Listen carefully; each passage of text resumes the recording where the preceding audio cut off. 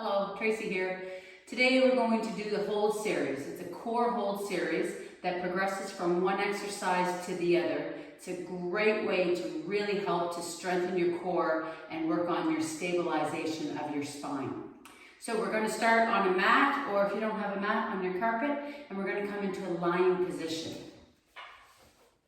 So as you come into this lying position, I want you to pay attention to grounding through your shoulder blades and letting your shoulders drop down toward the floor. So we open up across the chest. We're also going to pay attention to the rib cage, keeping the rib cage nice and flat so that it doesn't pop up, but it's pulled down towards the hip bones. The pelvis is going to come in neutral spine, so there's a slight curvature in the spine when the feet are on the floor, and as we lift the feet off, we'll start to imprint the spine as if we're lying in sand. So we're going to start in 90-degree hold, legs coming up and abdominals pulling down. So I want you to pay attention to the abdominal contraction, that force of pulling downward and also pulling in as if you're knitting inward the spine or the abdominals and the rib cage.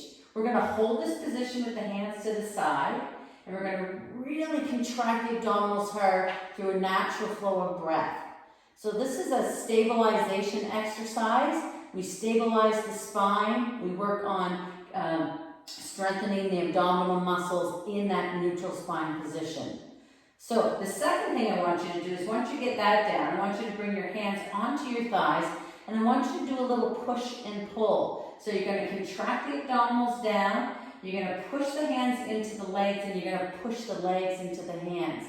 And what we're creating is more tension in the abdomen and more tension in that deep transverse muscle, which is part of our abdominal wall. So contracting through the belly button downward, squeezing in through all those muscles, a little push and pull, holding for 4, 3, 2, and then releasing these into the chest.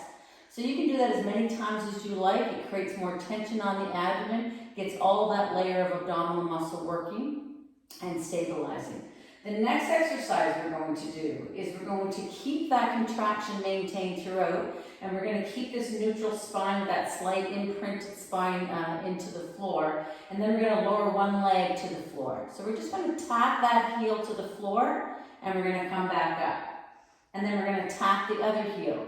Now we're not focusing on the legs going down and up. What we're focusing on is that the spine stays in neutral or imprinted, depending on where you're at for your strength. That the pelvis stays stationary, so as the leg goes down, the pelvis doesn't move with it, but it resists that movement.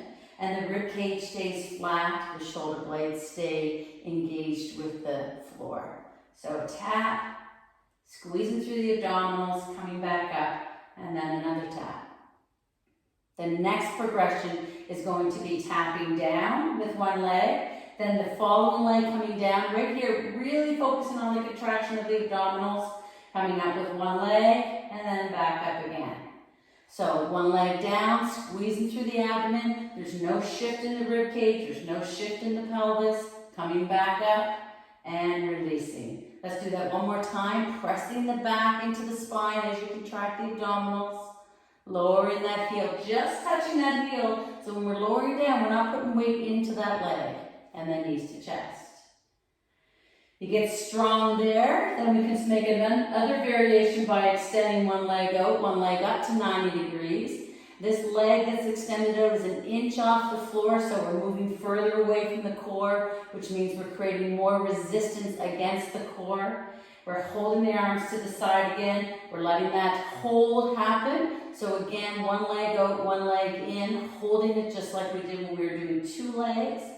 As we get stronger here, then putting that resistance against that one leg, squeezing the abdominals as tight as we can. That other leg is just hovering off the floor, creating more resistance against the abdominals. When we get stronger with that, we lower this bent leg, tapping the heel to the floor, coming back up. Tapping again to the floor, really focusing on the contraction. There should be a lot of force in the abdominals. Then one more time, tapping, and then bringing it back up, and knee into the chest, and then the other knee. And then we'll go to the other side. Same thing on the other side. Remember to progress, the hold first. So working on stabilization. And then the push, adding some more resistance. And then even adding some more resistance by adding a mover in with the stabilization. And then taking rest, always at the end. Give that a try, work on that on a daily basis, working on strengthening the core and the abdominals. You'll see all those exercises in all the workouts. Have a great day.